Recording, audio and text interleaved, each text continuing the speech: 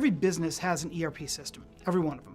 And 90% of them either have Oracle or SAP. Now this is where the world that Anapsys lives in. 77% of the world's revenue go through those two systems. So just to put a number on it, that's $16 trillion a day. So that's a pretty big market. Now the question is, where is everyone in the maturity of understanding that this is actually the biggest problem that has not yet been solved, the last bastion of defense before people actually fleece a company of their core assets? The people that have sold them these systems have architected these systems without having security in mind. So guess what?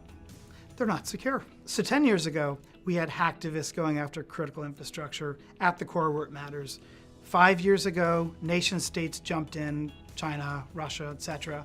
And then just in the last 15 months, the US CERT has come out and said, hey, this is critical. We are warning global enterprises, that this is what the adversary is going after, this is where they're going after it, and they are exfiltrating critical data. If you look at ERP on the operations side, they're talking in terms of mean time to repair, uptime of application, basically just making sure that they're aligned with the business, as they should be. And at the top of that organization is the CIO. And then if you look at another organization juxtaposed to that, which is the CISO, these people are talking about how do we stop threats.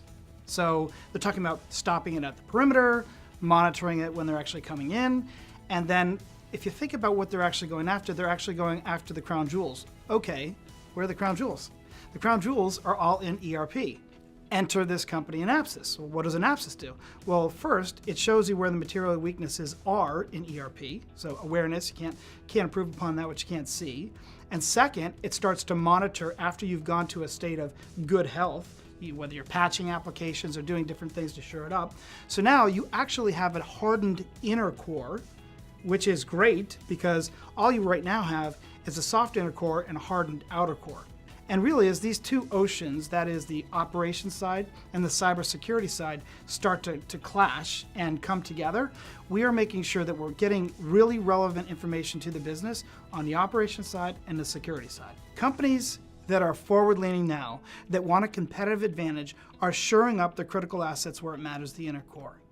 And in the future, I think 80–90% of all companies are going to have done this.